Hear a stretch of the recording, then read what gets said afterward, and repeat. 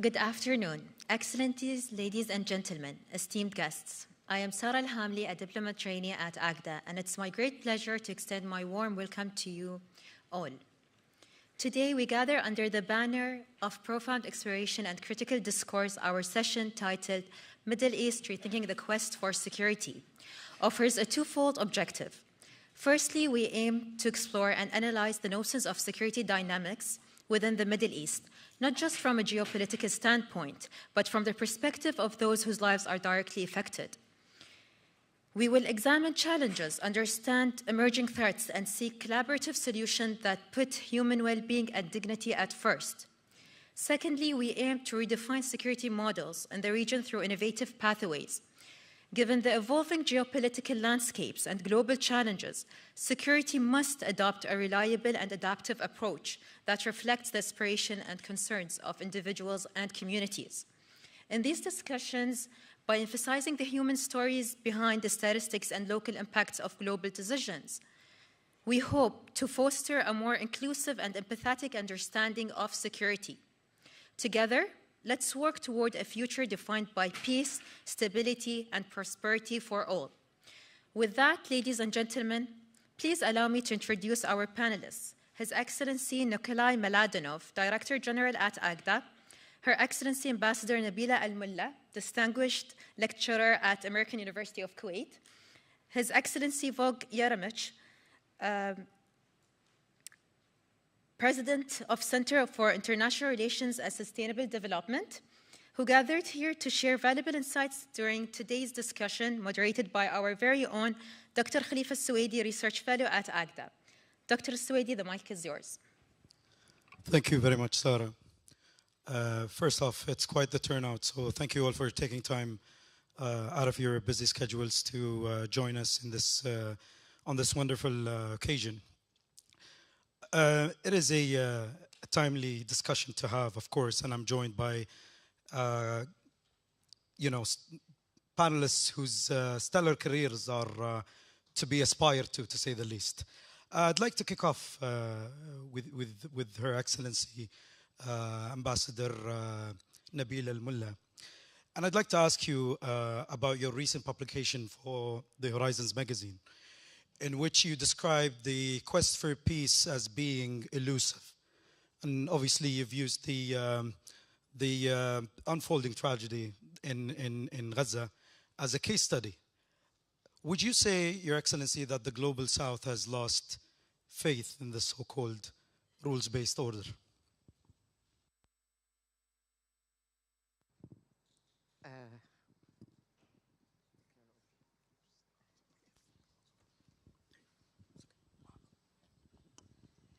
I'm not so good with technology. You know, I always ask the kids around me, please come and help me, your auntie is helpless, you know. When I used the word elusive, I indicated it in reference to the very origin of the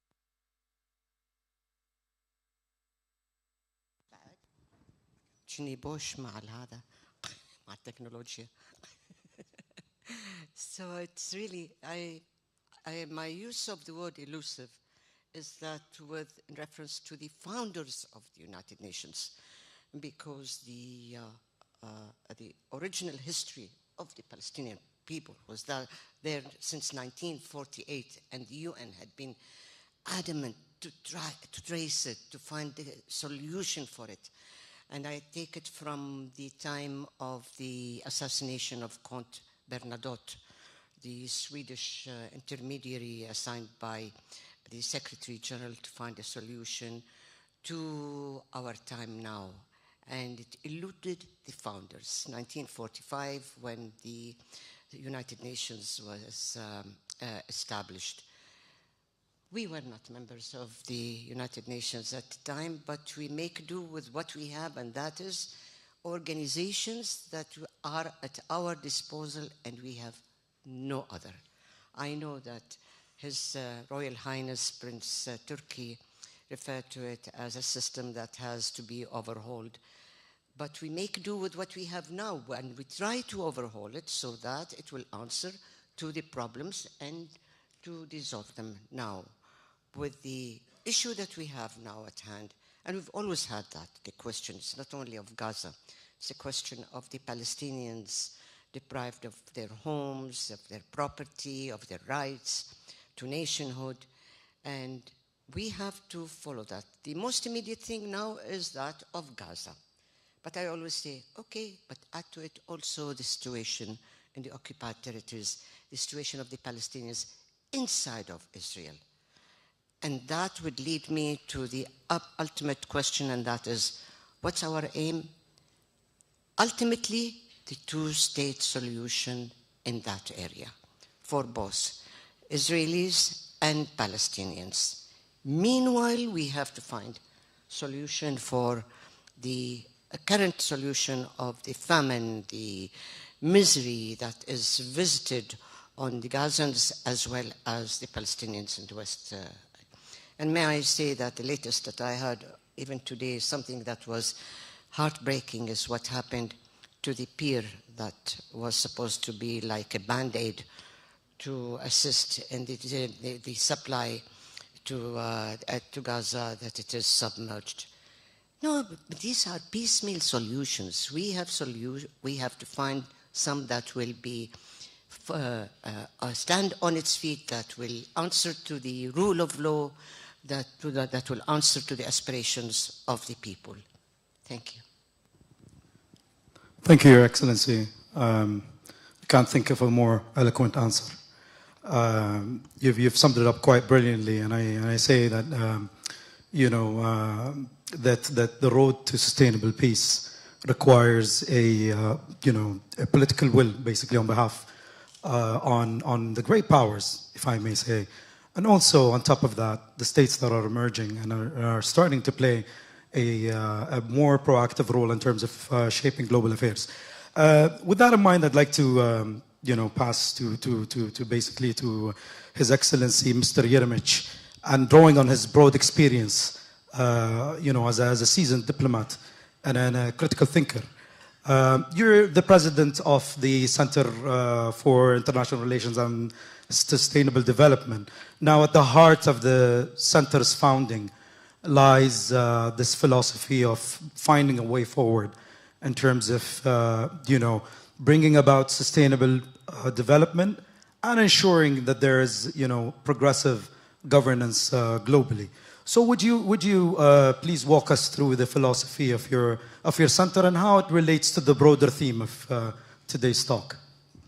Well, thank you very much for this truly easy question, given that we're here to discuss certain things that are far more difficult.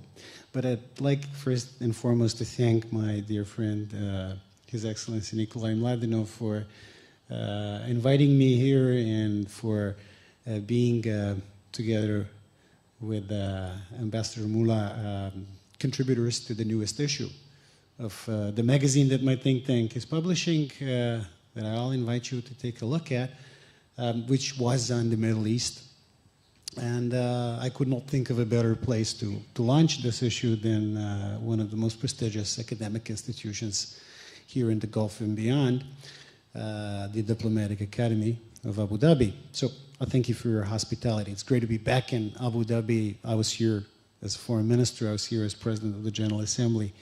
But at a time when we were setting up the Center for International Relations and Sustainable Development, things were really different in the world. The world was going through a very positive phase when it comes to multilateral diplomacy. And now the times are very different. I am of the opinion that geopolitics is much like economy in terms that it is cyclical. The only difference is that cycles in geopolitics, they tend to last much longer. In economy, it's a few years, 2 years, 3 years, 4 years. In geopolitics, I'm afraid it is decades. And we are right now living through a period of geopolitical recession that's going to stay with us for a while. And coming out of this geopolitical recession, in my opinion, essentially is going to require solving of a three-body problem.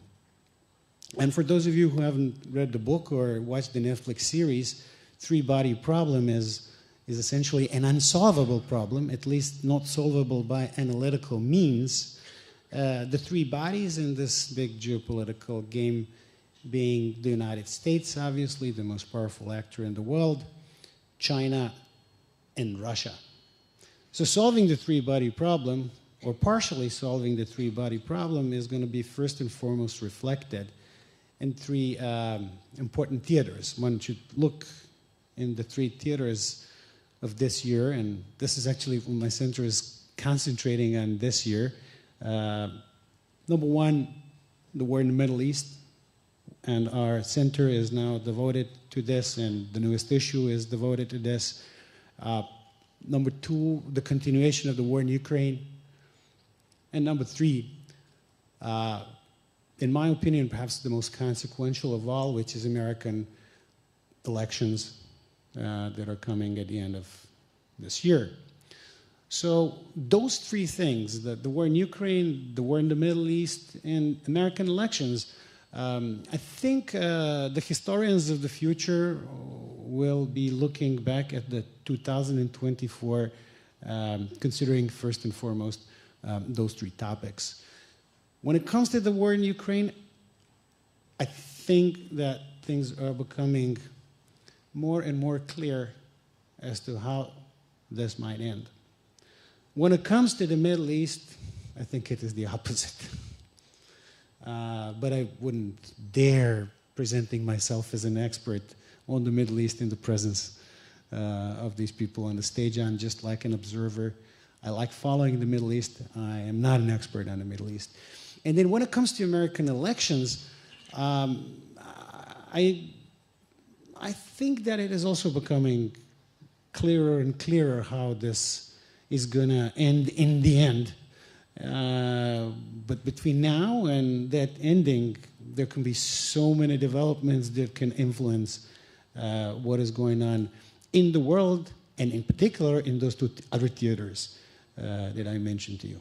I'd like to stop here for now. Well, very well said, Your Excellency, and it shows, it paints a picture as to how, inseparably intertwined, let's say, our destinies are, irrespective of our, differences in terms of faith, nationality, and so on and so forth.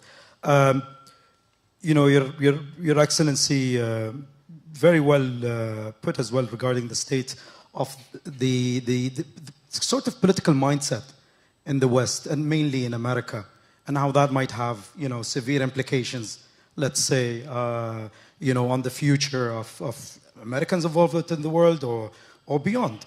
And with that, of course, at AGDA, we pride ourselves on having this sort of global outlook. And of course, His Excellency Nikolai Mladenov, of course, is an embodiment of this as the person at the helm. So, Your Excellency, I'd like to ask you about something that's timely, of course, which is the war in Gaza.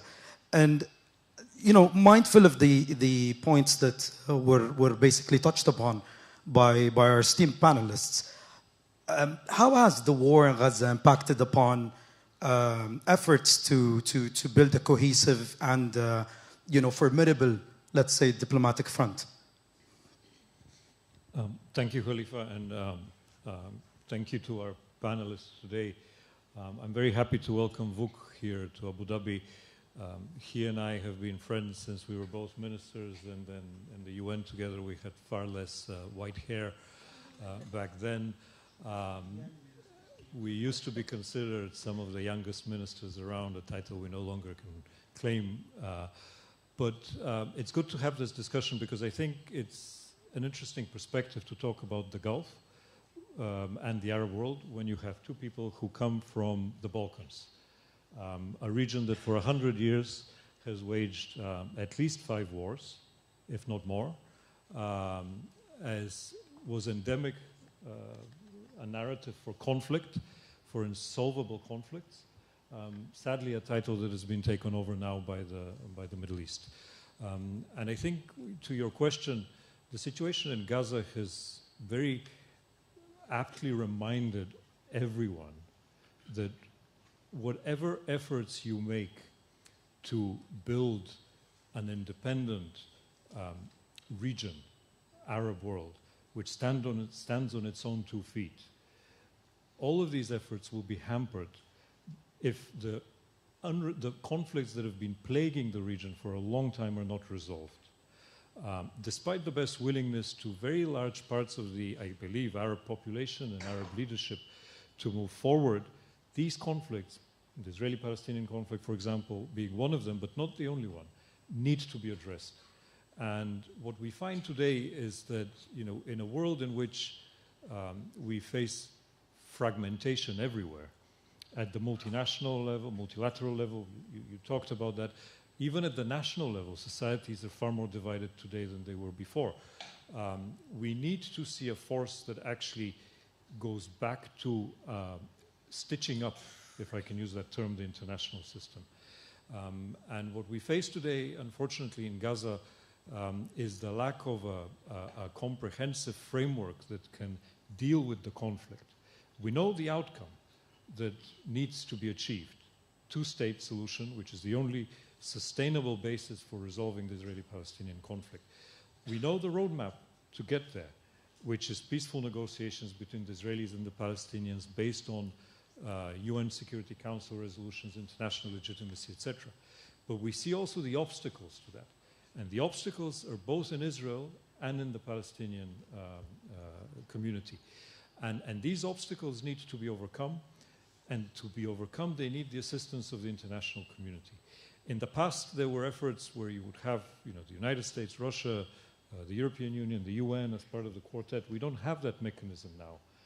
Everything ends up in the Security Council, where it gets blocked and becomes very politicized. And what we actually need is a much more concerted, structured effort to address the difficulties that both Israelis and Palestinians face on the way forward. But of course, all of that needs to start somewhere else.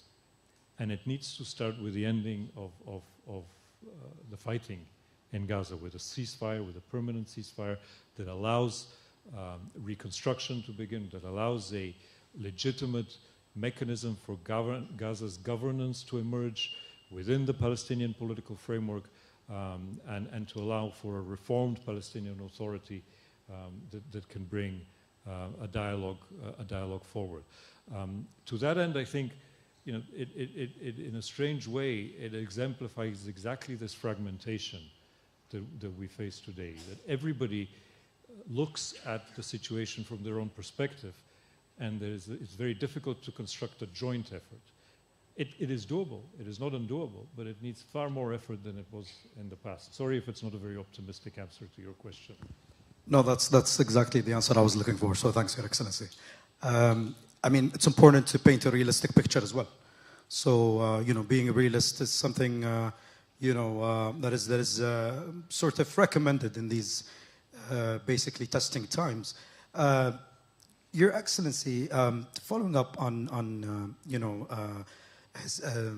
His Excellency's remarks, I wanted to ask you regarding the sort of this crisis of faith in basically international bodies, the global-based order. I'm sure it kind of casts our minds once again back to the points you've made earlier, and can we sort of bridge the gap in the sense? Is this symptomatic of a lack of political will on behalf of big powers, or is it basically a crisis whereby smaller states, or let's say these new blocs that are emerging, are basically negating the role of the UN or the Security Council in terms of the making of the global order, or is it something else beneath that sort of surface? Yeah, thank you. I will take off from where you mentioned. We have to address, first of all, the immediate. And the immediate thing is to help the people under siege in Gaza, with aid and whatnot. On a parallel track, we have to put our faith in the rule of law. Now, we have judgments. Let the ICC be kept aside, but I'll go to the ICJ. ICJ's rulings have to be implemented. And I think it behoves all member states to bring the judgments of the decision of the ICJ to be implemented. And I would love to see the day when a group of countries, and I would love to see a combination of different regions, West, East, South, to bring the issue forward to the Security Council. We welcomed the attitude of the European Union. I think it was quite a principled one, although they were dragging their feet in the beginning. But this is extremely important. And I have faith in the world community, but because I look at it this way, why would South Africa take it upon itself to bring the issue forward? But because we are in this humanity together. And I think they did it out of a very, very deep belief. And I trust, because I've been ambassador to South Africa and I knew their sufferings, I followed in their struggle. And they are very sincere in looking for ways to resolve questions, on the international scene. I wouldn't say take it through institutions like BRICS, not necessarily. I would call it the coalition of the willing, but not in the Western sense, not in the American sense, hasha. The willing among nations on this earth to come together and solve the questions. The immediate, we have that. We have to embolden, we have to support UNRWA and all of the countries. I really welcome some of the Western countries coming to their senses after their irrational behavior when they announced they were boycotting the budget. Welcoming the increased role for UNRWA, not only in Gaza, but all over. You look at them, what they have done. This is an organization that was there since 1948, and I think the next time that there will be a revisit in the General Assembly will be in 2026. Embolden this organization. Don't let it be at the mercy and the whim of a fleeting policymakers making threats right and left. These are institutions we need within the bigger one, which is called the United Nations. Embolden the ICJ. We have to work there. We cannot go around. We don't have time to create new organizations. What we have time to is to bring countries together who believe in that. And not necessarily, maybe you don't have to look at governments. Look at the civil society, what is prevalent all over the place. And maybe we can do that. But let's regain our faith in this world. We don't have any other. And we don't have other organizations. Where do you want to go? Thank you. That's a fascinating account. Once again, Your Excellency, I mean, it's a joy to listen to you even on the sidelines as you recount, and share your anecdotes, with us. Your Excellency, Mr. Yeremich, I wanted to ask you regarding the domestic scene. If you could just shed light in parts of the Western world, given that you're also operating in New York. And obviously the political landscape is changing, of course, in anticipation of, of course, the upcoming US presidential elections. But there are also events that are basically, that prove to be consequential to global peace and global order. One of which that comes to mind is the upcoming European elections. So with that in mind, how would you sort of, basically explain or let's say account for those possible changes that may occur as a result of, the outcome of said elections? Well, thanks for this question, and I understand there is a great diplomatic crowd here, including diplomatic representatives from Europe. So I'm going to choose my words very carefully when I talk about elections. I don't think that European elections are really amongst the top 3 priorities. I have people in New York, in UN, talking about, well, in New York, definitely, but I'm talking about the UN. because I just spent 3 weeks at the UN doing something special related to the Balkans. So I did actually talk to maybe 40 or 50 permanent representatives of various countries. And basically, all our conversations, and I started off with, talking about the Balkans, but then we ended up talking about other things, but all the conversations ended, and that took up most of our time with the current war in Gaza. This is number one, and number two, and number three, if you will, topic of interest of people representing their countries in essentially what is still the only universal multilateral body, political body that we have, that is the United Nations. And all the discussions are about a solution. What is the solution to this?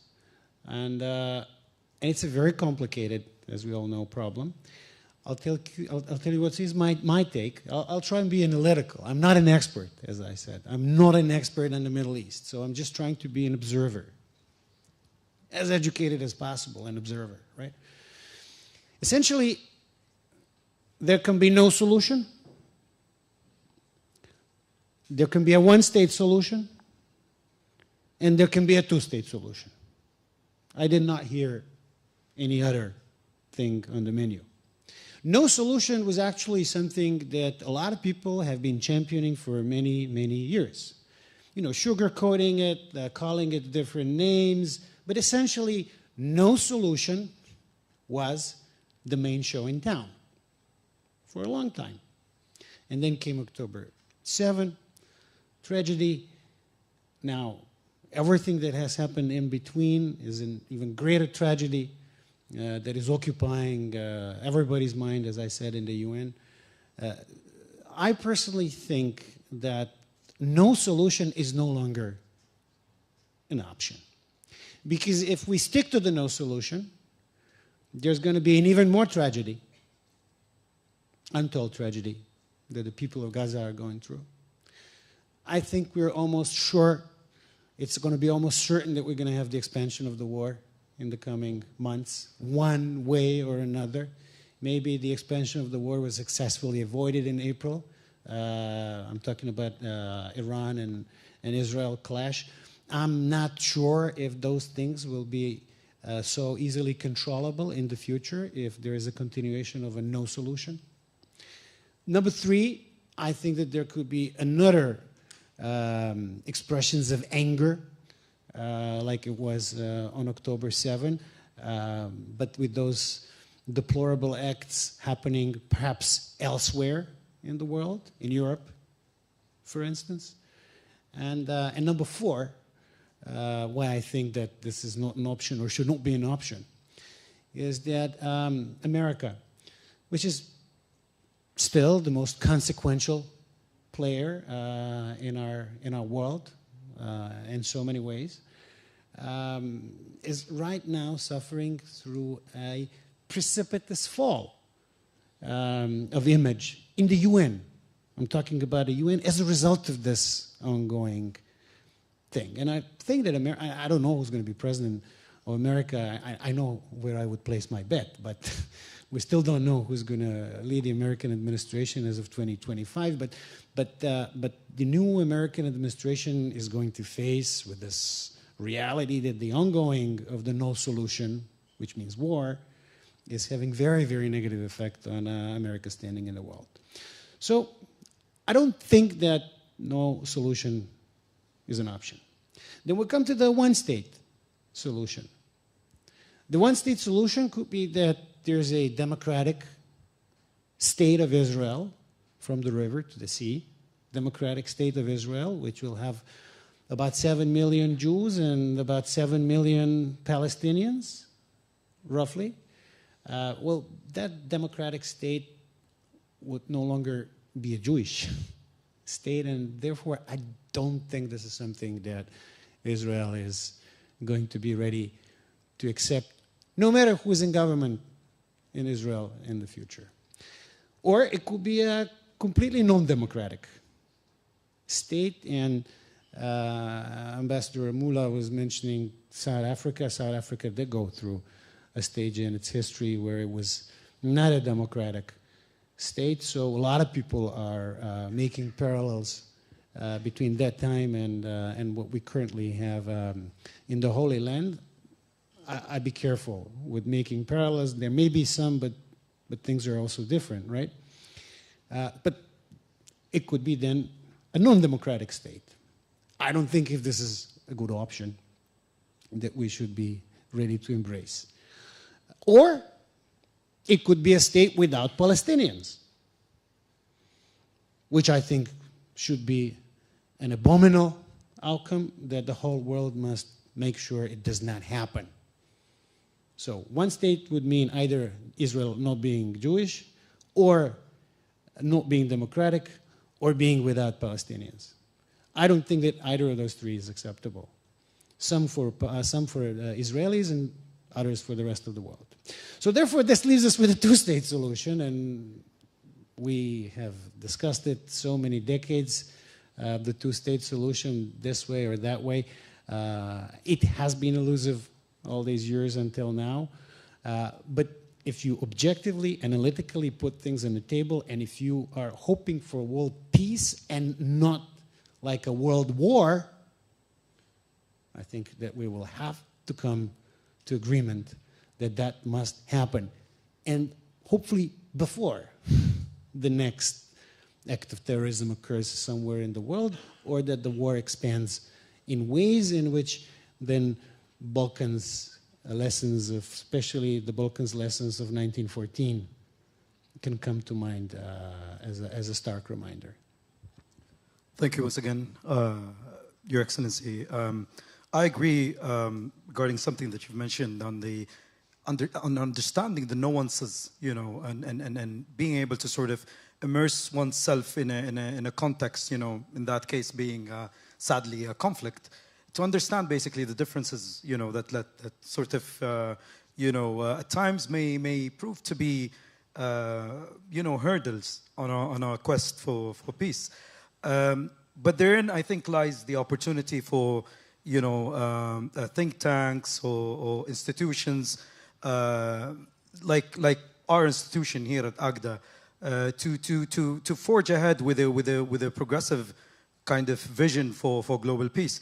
And you know, Your Excellency, you know, it's going to be a rather you know, arduous task to ask you to answer the following question, but you know, what role does AGDA sort of, and similar institutions, if I may, our strategic partners and all that, play in that sort of, you know, on that front? How are we able to not only basically carve out a vision, a progressive vision for the future, but also, you know, involve our key stakeholders, and also, dare I say, also, you know, our students and those who benefit from the academy to embody the same mindset? Before I answer your question, can I just follow up on something that Vuk was saying? Because I think if you really focus on the situation in Gaza, you need to not only focus on the situation in Gaza, you need to focus very much also on the situation in the West Bank. And to frame it in the following way. One, I think everybody agrees, in Israel and beyond, that the separation of Israelis and Palestinians in two states is the only thing that can guarantee a sustainable peace between the two peoples. Secondly, the right of the Jewish people to have a state does not negate the right of the Palestinian people to have a state, and vice versa. And this is the very fundamental belief on which we need to base any proposal for how to resolve the conflict. Both peoples, point number 3, have the legitimate, historic, national, religious, you name it, right to be present in that land, which they call their own, and to live in peace and security and prosperity. Now, the options from there are one, which, you know, Vuk called the non-resolution of the conflict, the one-state reality of perpetual occupation, which you have now, which varies in the West Bank and Gaza in different ways, that's the reality which you can have now. And you can have it, unfortunately, for a very, very long time.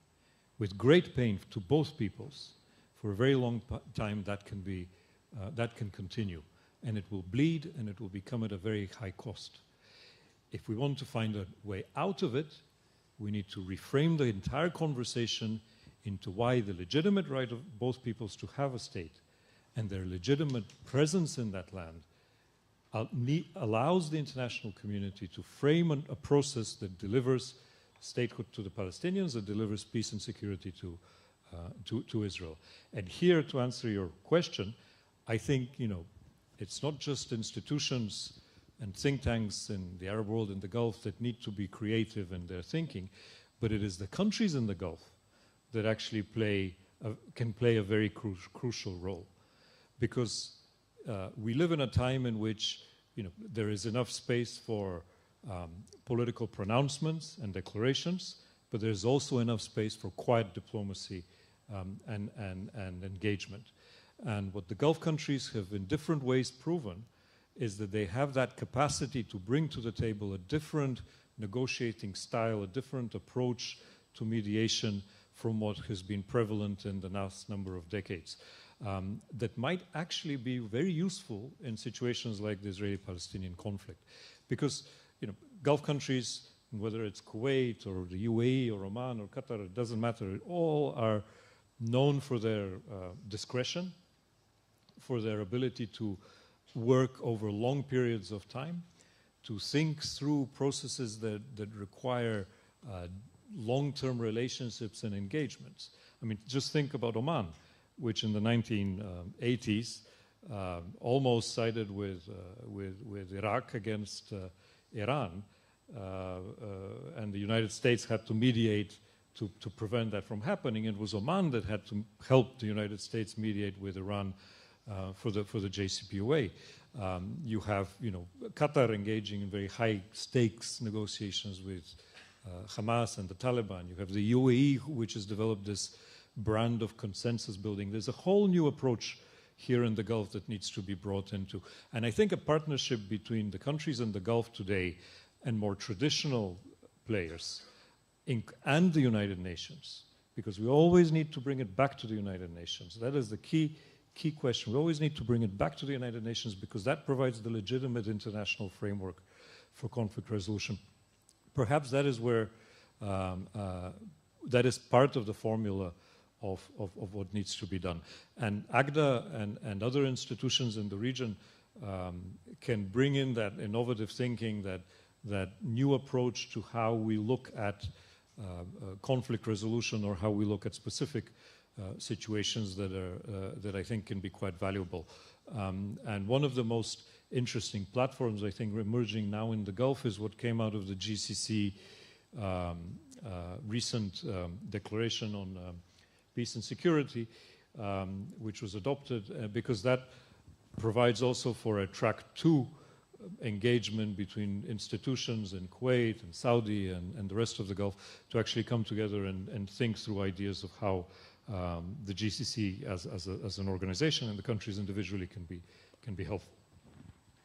Thank you, Your Excellency. I think this is a perfect transition to the next question that I wanted to ask Your Excellency regarding the role of track 2 diplomacy as well, and also, if I may add, to His Excellency's point, the point on quiet diplomacy and discreet diplomacy. I think Kuwait has emerged, at least not only in the Gulf but also internationally as well, as one of the kind of mediators. But as there being a sense of it's the sort of state that always looks for reconciliation, measures of peace, and all that. And I'd like to shed further light on that, of course, by drawing on your expertise, and as well, if you may, as well as you're a distinguished lecturer at at a like-minded institution. Would you share, anecdotes with our perhaps our student diplomats here who are, basically very keen on listening and hearing from you? Thank you. I'm afraid to say anything because I have a minder here. I have one of my students from AUK, and I want her to promise me that she would not relay what I'm saying now to the rest of you. But anyway, no, I gladly, I tell you. Mediation, I think that all of our countries in the GCC had been known to have been active in one way or another. We have been doing it quite a lot when it comes to even, I remember in my career being involved with the Iran-Iraq war, and we tried our mediation, only to be rebuffed by one or the other. We tried our mediation in other circumstances. Oman did. We try our best. Saudi Arabia did when the question of Sudan and whatnot. We tried. We're still trying with the question of Yemen. But there is not a wholesome GCC chart to tackle these issues. It's probably on a bilateral basis. And that is a welcome thing because it's really incremental. One helps the other. And as I was thinking, listening to both of you talking about the role of others like think tanks, and I was intrigued with the outflow of some, it's not exactly an extreme, but those who believe in living together, the Jews, Muslims, Christians, whatever it is, whether it is in Israel or in our own countries. And I think quite a number of them should be encouraged and empowered to speak out, especially those who are inside Israel. Empower them, give them a forum, because their voice is great to be heard. And we don't hear about them much. They are mostly among some friends. I share that and stuff like that. We need people like that to build on the sense of harmony in society. You can have solutions planted by governments, policies, resolutions, but you need to prepare the society itself to accept these situations. And we've heard lots of stories where Jews or Israelis helping Palestinians, and we need to encourage that more and more. And from there, I think we have to stress on the importance of continuing this quiet diplomacy without fanfare. Thank you. I think it's a key point there that you've mentioned regarding, fostering that sense of cohesion amongst or between, religious communities. For there to be let's say, even to practitioners, a framework with which they can basically build upon and forge ahead. And I think with that, these incremental steps, and I think you mentioned the word incremental, which is, I think, sums it up very, very, very well. Your Excellency, Mr. Yeremich, I think on the point of incremental steps, I always think that incremental steps sort of are needed. And they often, in most cases, precede that sort of leap forward. I wouldn't say a monumental leap, but some sort of progress. Would you agree on that sentiment, or do we need sort of ready-made, at times hastily implemented solutions to problems? Very good question. And I want to commend Ambassador Mua's way of really being very diplomatic about these very, very difficult things. She's a born diplomat, and Nikki's he's the dean. He's our host here, so he has to be, of course, very proper and very diplomatic because he's the host. And I'm just a professor, not here. I'm a professor of international relations, nothing more than that. Right now, I'm teaching at Sciences Po. And I feel perhaps a little bit more free to talk about concrete and practical things, including, say, incremental, right? Yes, the first incremental thing would definitely be to stop the most terrible tragedy of our lifetime that has been happening, well, maybe not of our lifetime, but like of the last 10 years. This is the biggest tragedy that's happening in the world. Got to come to a pause somehow. So the first incremental step, the mother of all incremental steps, would have to be to stop the killing, deprivation of the people, of the million or so people in Gaza. And that's, I mean, any other steps, you know, beyond that would be either far too theoretical or far too hypocritical, in my opinion. But then there are other incremental steps that come after, say, truce one way or another. And the key actors, of course, are the government of Israel, currently led by Prime Minister Netanyahu, Hamas, and the PA. And I really find it very, very hard to envisage that particular setup of actors in their current shape and form coming to an agreement on incremental or less incremental way out of this tragedy towards something stable. I don't think that in the future of the two-state solution, which I believe is the only way forward, could be a role for Hamas. I don't see the current PA being capable of implementing a two-state solution to the benefit and liking, first and foremost, of the Palestinian people, but also the rest of the region and international community. And I'd be enormously surprised if a party to the peace is going to be Prime Minister Netanyahu's government of Israel. Perhaps another government of Israel, yes, but Prime Minister Netanyahu's government of Israel, I'd be very, very surprised to see this materialize in the near or far future. Thank you once again, Your Excellency, and I think this is an important point that you made there to situate that sort of discussion in a sort of, let's say, timely context and reflect, so to an extent, the state of affairs, at least in Israel. Given that we were basically tasked once again with this big sort of responsibility, or let's say to rethink or come up with ways to rethink the peace formula, if you may.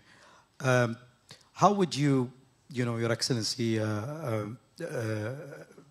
Nikolai Mladenov, go about this sort of problematic exercise of having to navigate, these troubled waters in your quest to rethink peace, at least? Well, it's in the name, the Middle East. Well, I would say, first of all, it starts at home, and that is that the countries in the Middle East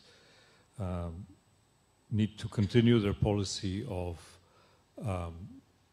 becoming more self-reliant and self-assured of their ability to lead their own security and their own foreign policy. Secondly, it requires the ability to be able to speak to all sides and to engage with everyone. I remember a time in which we were negotiating the previous Gaza ceasefire, which unfortunately collapsed on October 7th last year in the tragedy. But at that point, it was a weird experience for me as the UN person on the ground, because it was a time in which the Palestinians from Hamas and Fatah would not talk to each other. The Israelis would not talk to the Palestinians. The Egyptians would not talk to the Qataris. The Americans would not talk to the Palestinians. There were too many people around the room not talking to each other.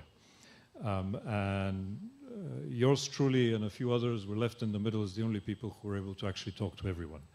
And I think that ability to be able to talk to everyone is critical for the stability and the future of the region, the Gulf and beyond. Thirdly, I think it's important to look at what is the, and I keep going back to this word, the architecture that allows the countries in the region, in the Middle East, to have mechanisms that reduce tensions and resolve conflicts before they escalate to the point at which they become kinetic or become unresolvable. And if you start with these three elements, I think you will find that the power of this region is carries far more weight, both in terms of conflict resolution, but also in terms of impact on the international field than it currently does when you have individual states taking forward their national agendas. And in that sense, I think this requires a different mindset, which is already starting to take place in the region. It needs to be perhaps strengthened and encouraged, because it is also vital to preserve, and I keep going back to this point, to the ambassador's point from the beginning, is that in a world which is falling apart, in a multilateral system that is falling apart, it is exactly middle powers and small states that have a responsibility more than others, in a way, to stitch it back together, to rebuild the links that are necessary to strengthen multilateralism. And what better way to strengthen multilateralism if not by engaging with the United Nations, if not strengthening your relationships with your neighbors, and if not strengthening your own capacity to contribute in a positive way. I know this sounds maybe a bit too theoretical and far-fetched, given where we are, but I hope that it is some attempt to answer the big question of rethinking the quest for security in the Middle East. Because if we keep looking only at tactical solutions, we will always be faced with the strategic problems that will never find their own resolution. I'm hopeful that we're making some progress on having a much more strategic approach as to the future of the region. Your Excellency, just picking up on that point that His Excellency Mr. Mladenov put forward. How do you see, the role of, or how do you envisage a world in which small states play a more proactive role in shaping, global affairs or reviving, let's say, multilateralism? Excellency? I went far, thinking of who shall I call when I'm in trouble, Shall I call on South Africa? Shall I call on India? Should I call on Brazil? All these BRICS countries? No, I will call on my own. My country is my neighborhood, And I would ask them to use their good relationship with whoever, with all the other powers, to bring them together, to cluster around. As I said, I'm using the term whimsically, the coalition of the willing. But it's a beautiful expression, but I hesitate to use it because it's ascribed to our friend, the Americans. And anything that comes from the Americans, sometimes you say, oh no, please, because if you're associated with them, people have second thoughts. And it is not fair to our American partners. But coalition of the willing among the medium power states. And you know what? I don't know if I'm going a little bit out of my depth today, how gratified I was to witness at the beginning, before we came to this hall, the signing ceremony of the collaboration between AGDA and CISRD. It's, I think, one of the examples of how a country from the north is collaborating with the south. This is the kind of bridges that we have to build. Let's build more bridges like that. Let's go further. Let's build bridges with think tanks in South Africa, for example. I'm biased, by the way, for South Africa, but don't ask me why, you know. But it's things of the sort. These countries seem to be out of hand.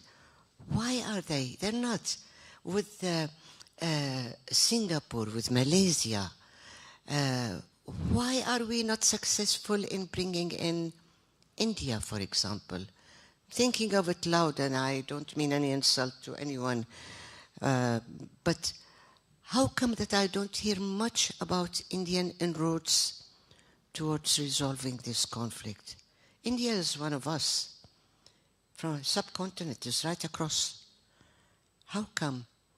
Are they oblivious? Are they too involved with their elections? Building their power bases and things like that? Why?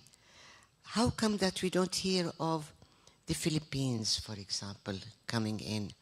How come that Japan, so quick with the UNRWA, cutting the...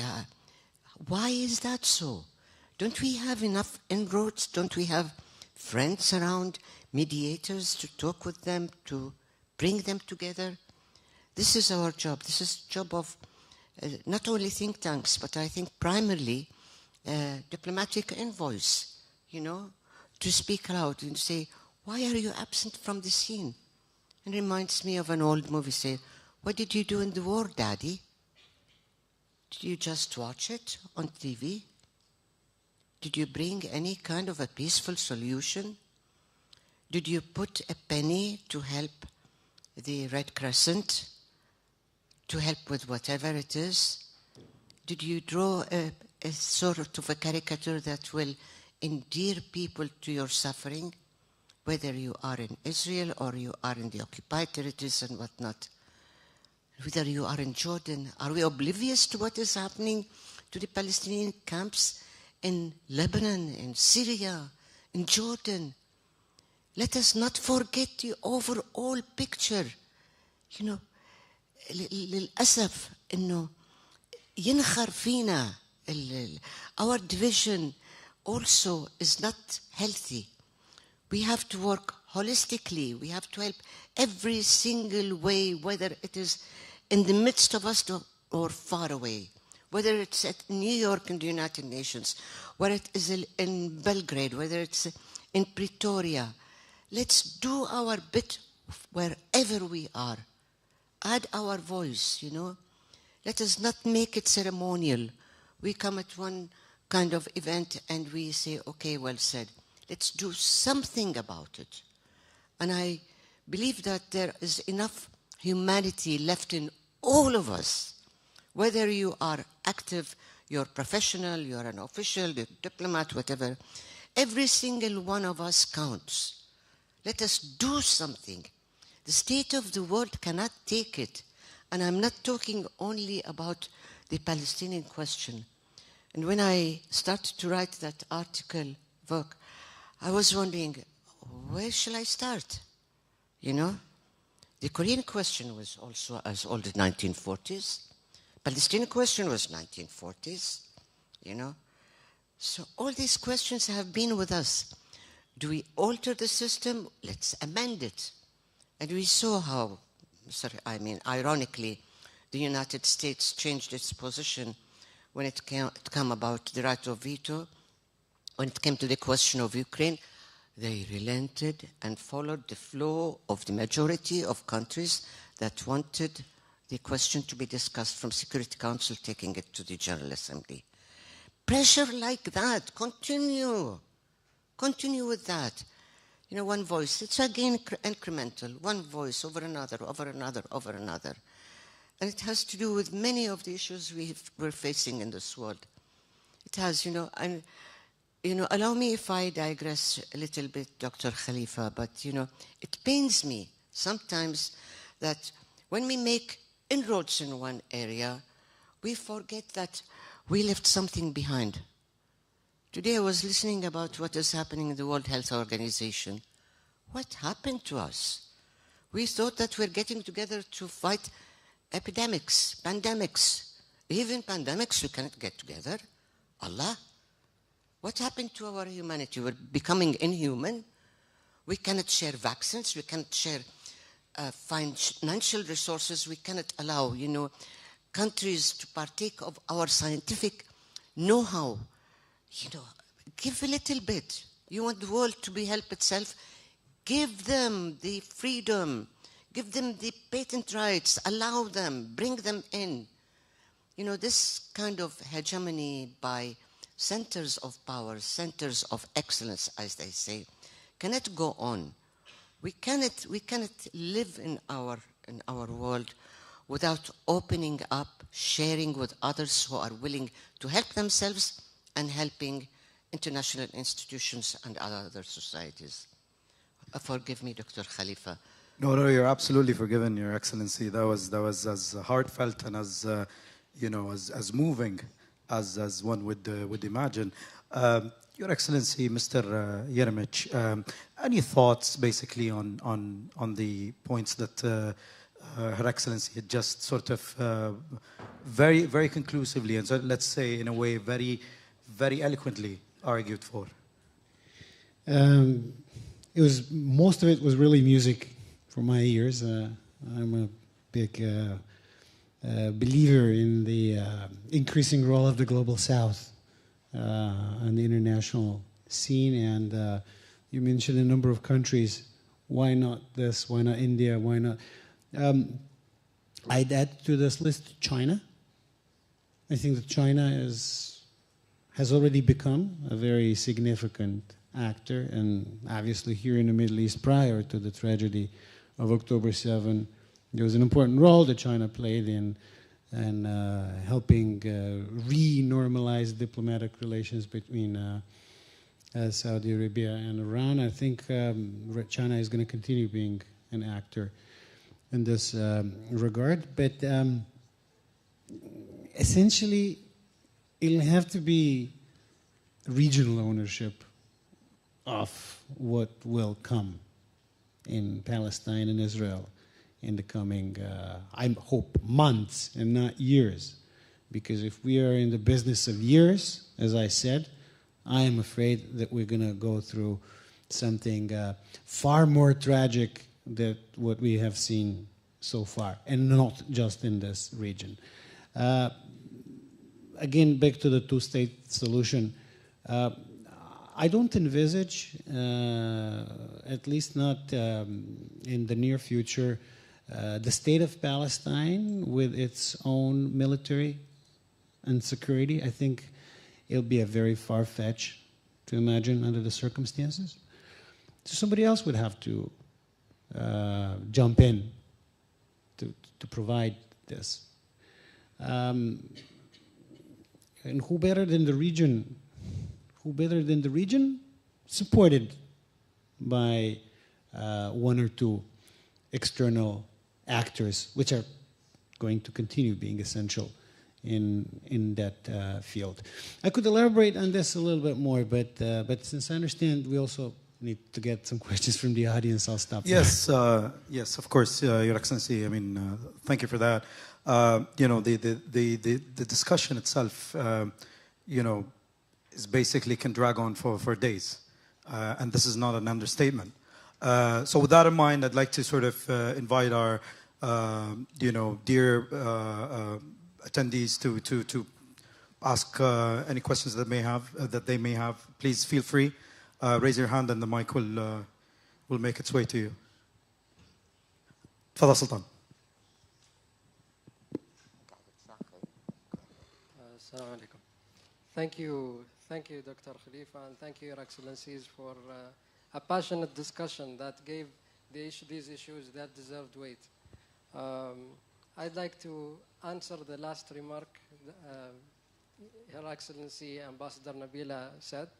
I don't think anyone is oblivious. I think we have the technologies that gave everyone a clear picture of what is going on, and thank God for that. It's different than the old times. And I think this gives us a new thought, which is the new generation that's coming, whether they are in Palestine and Israel and the rest of the world, they have a good understanding of what is going on. And I think they will face these issues in the future. They need to have a say on what is going on. And I think they deserve it, as they need to have their own voice. Thank you.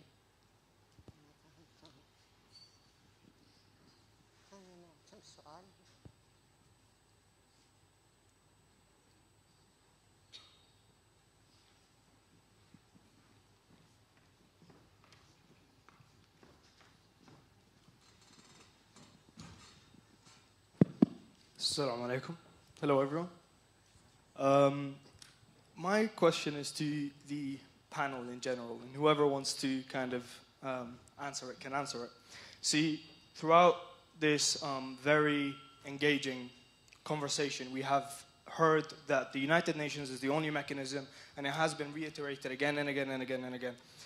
See, my issue is that we know how the League of Nations ended, and that is purely because of the shift of power and bias and so on and so on. And as His Excellency Nikolai said, in the Security Council, we are facing some kind of vetoing and some blockage to what we try to do within the region. Don't you think that it is very imperative and important for us to actually establish our own powers within the Middle East and on the Asian region, in a sense? The Western world has the European Union. They have NATO as a militarized force. Don't you think that we kind of need something like that within the Asian region, let alone just the Middle Eastern region as well, for security reasons as well? We'll take one more from...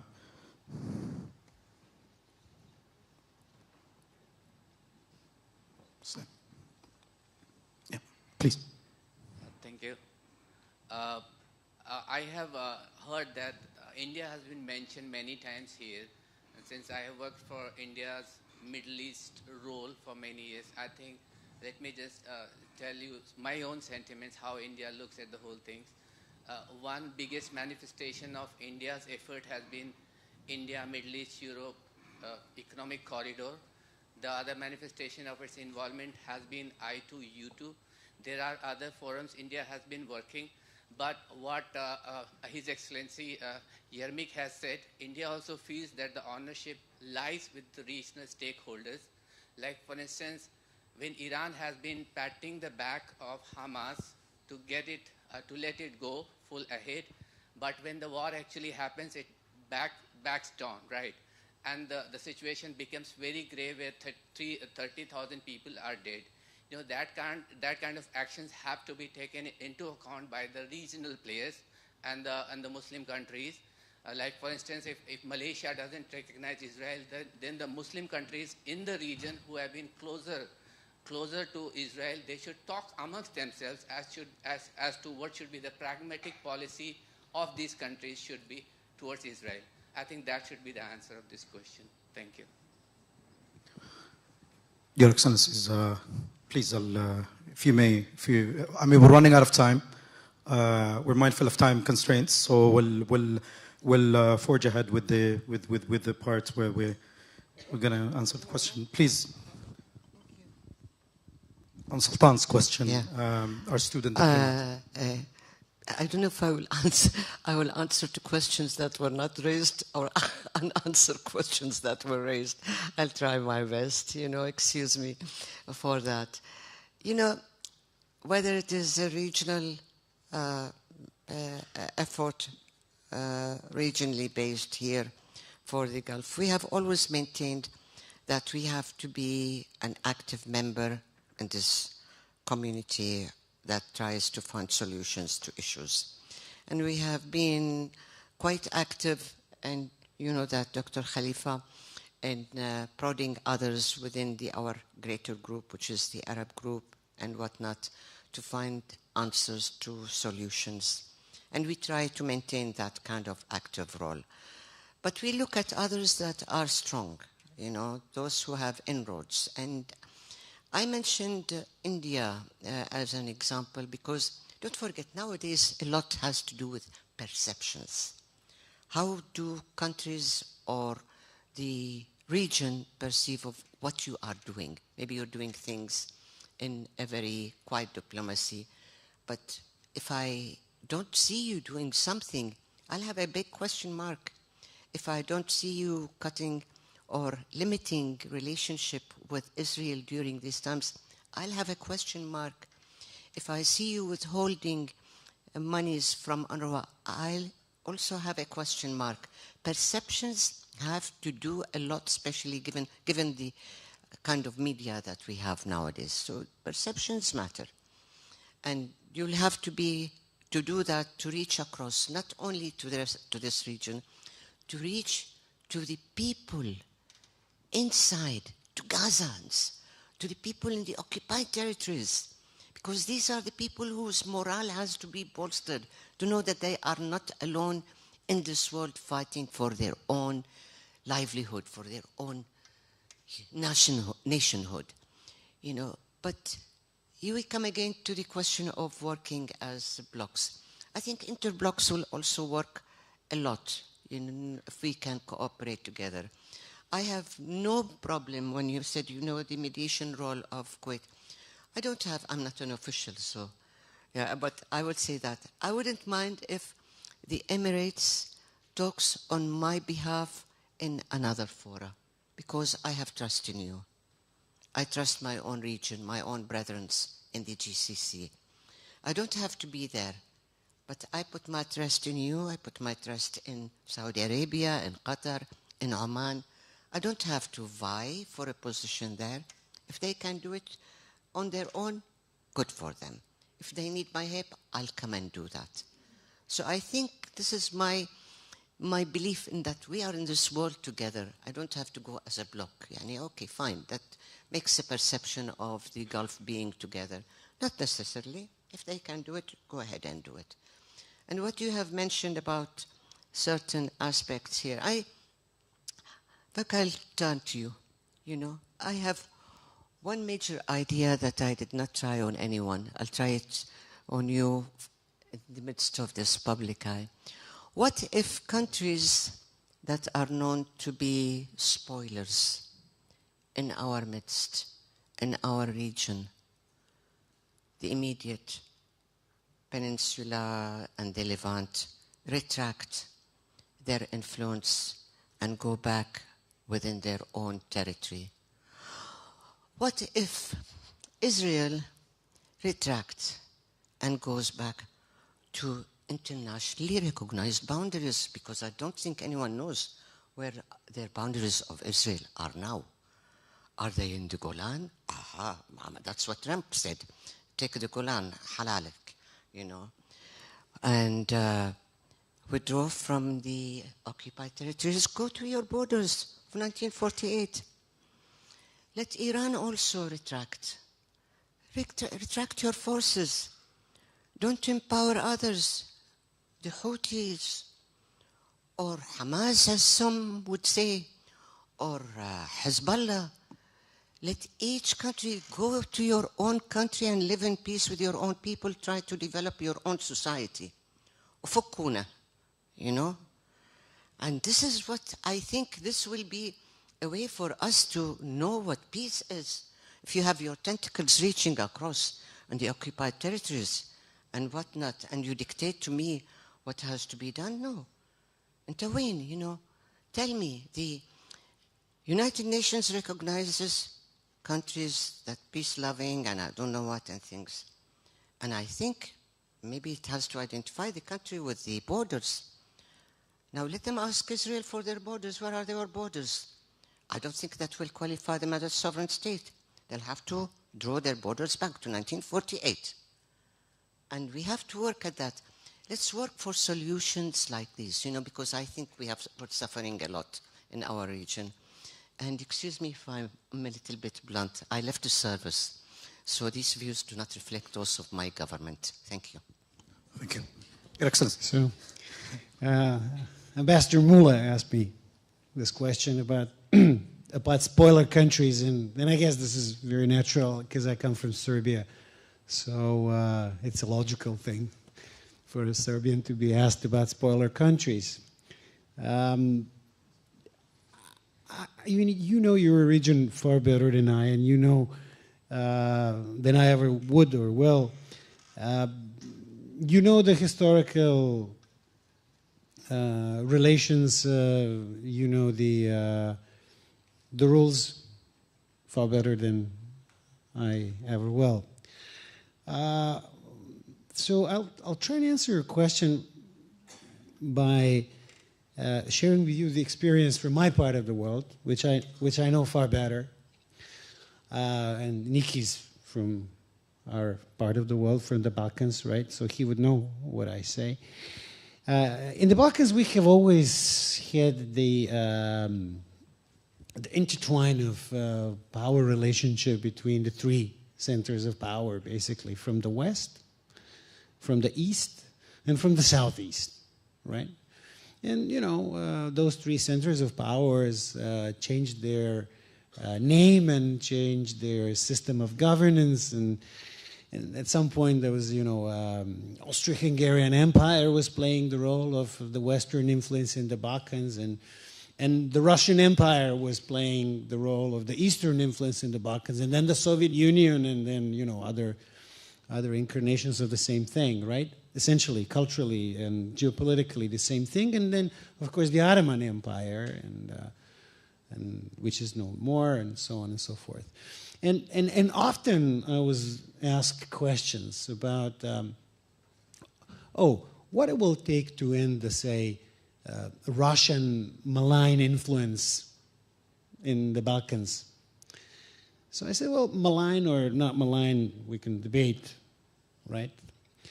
But I don't think that you can, after 400 or 500 years of influence of East, West, and the Southeast, let's say Europe, Russia, and Turkey in the Balkans, I don't think that you can exclude any of the three after a good few hundred years of interplay of their power relationship. So there's no way to push them out back into their borders and so on and so forth. And I don't know if the same thing applies to here. You know better your region than I do. But I think that we need to be right now perhaps a bit more of realists, because the dangers that are in front of us right now are existential. For the Palestinians, it's obvious that they're existential. But then again, I'd like to emphasize, I think it is going to become existential for the whole region, if not for the whole world, if we stick to the no solution policy, which I started off with in my remarks today.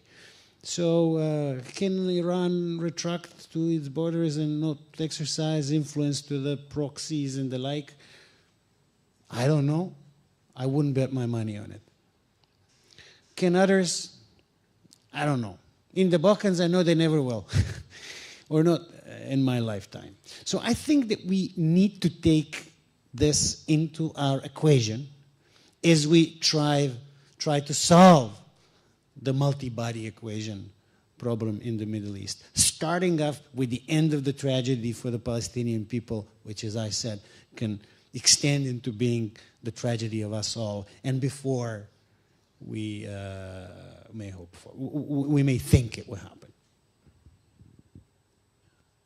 Excellency. Well, I mean, once again, you know, the discussion, you know, can drag on. I mean, it can far exceed, and it will far exceed the bandwidth of this, you know, these confines.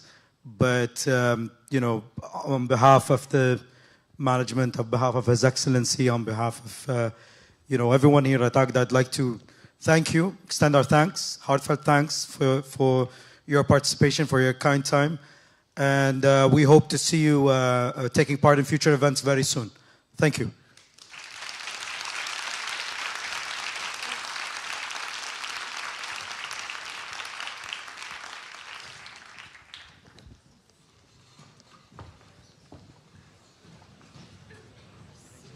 really enjoyed your introductions.